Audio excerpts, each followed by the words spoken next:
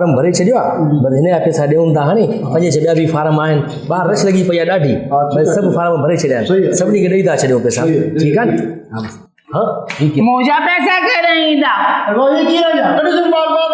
छो मूंखे कढेस तूं अंदर काॾे आई आहे तूं मां सुबुह लाइ बीठी आहियां 4 कलाक थिया आहिनि मां बीठी आहियां तुंहिंजा पैसा बि थी विया आहिनि ॿाहिरि हल पर 500 रुपया लॻंदई कटींदासीं छाजा 500 रुपया लॻंदा मुंहिंजा पहिरियों महीने 2000 गुंदड़े कटिया आहिनि जेके सोनियूं आहिनि उनखे अंदर तो विहारे उनखे पैसा 5-5000 वधीक तो ॾे मां सुबुह लाइ बुख ते उन ते लाइन में बीठो आहियां मां कारो आहियां कोजो आहिनि जे करे मां गरीब आहियां मां बेवा मुड़ुस मरी वई आहे सभु मायूं ॿाहिरि बीठियूं आहिनि तोखे कंहिं चयो त सुहिणी माई अंदर विहारियूं था असां हिते उन्हनि खे छॾियो मां पाण ॾिठो सोनियूं अंदर वेठियूं महमूदा लाखो अंदर वियो उनखे हिन 5000 वधीक ॾिना कोन आई आहे उहा तव्हां भुली विया हर भरू तूं ॿियनि माण्हुनि सां बीह वई जंहिंजो हक़ आहे उनखे हक़ जो मां गरीब आहियां मां सुबुह खां वठी बीठो आहियां 3 ॾींहं थिया मां चक्कर पियो कटिया हितां जा मूंखे पैसा पूरा ॾियो तूं भाई ॿाहिरि बीह तो हल हो गेट वारो बि मूंखे धिका पियो ॾे मां प्रेस ते वेंदी मां तव्हांखे न छॾींदसि मुंहिंजो हक़ आहे हू ॾिसाणे बि मूंखे इशारा करे थो त अंदर हल कोन वेंदसि कहिड़ी क़िस्म जी माई आहे तूं ॿाहिरि बीह हली मायुनि सां बीह हली वञ मां मायुनि सां कोन बीहंदसि ख़्यालु कयो गरीब जो बेवा जो ख़्यालु कयो यतीम जो हाल कजो गरीब जो मुड़ी वञ तूं दोगड़ा मुड़ी वञ ॾियूं था तोखे पैसा तूं ॾियूं पूरा 1500 मुंहिंजा कटिया पहिरियों बि 500 रुपया था कटियो तूं ॿाहिरि हल कहिड़े क़िस्म जी माई आहे यार कॾहिं अची वई अलाए साईं अलाए कहिड़ी मायूं अची थियूं वञनि साईं पाण अची वई अंदरि साईं मूंखे ख़बर ई न हुई सर मां चवां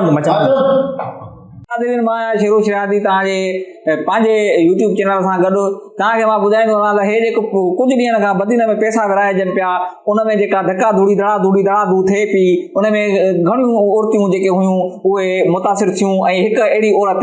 जंहिंखे धिकारी ॿाहिरि कढी छॾनि चए थी मां कोजी आहियां किनी आहियां तॾहिं मूंखे धिकारी करे छॾियो अथनि त असां उन खां पुछंदासीं त असुलु मसइलो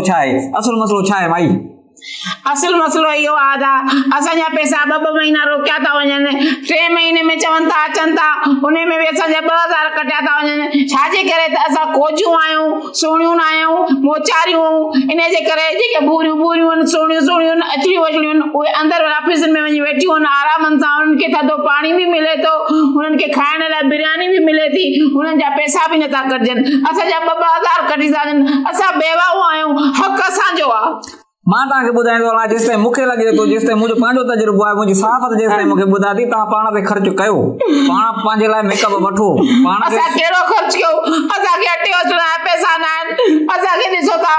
राशन नथो मिले असांखे छड़ो धिका था मिलनि त असां छा काॾे वञूं असां पंहिंजा बचा पालियूं मुंहिंजो मुड़ुसु मरी वियो आहे मूंखे 9 धीअरूं आहिनि ऐं 11 पुट आहिनि एतिरा सारा मुंहिंजा ॿार आहिनि त मां कहिड़ी पूराई कयां मां मेकअप कीअं कयां मां किथां मेकअप ख़रीद कयां मुड़ुसु मरी वियो पोइ तव्हांखे एतिरा ॿार आहिनि इहो कीअं करशमूं थियो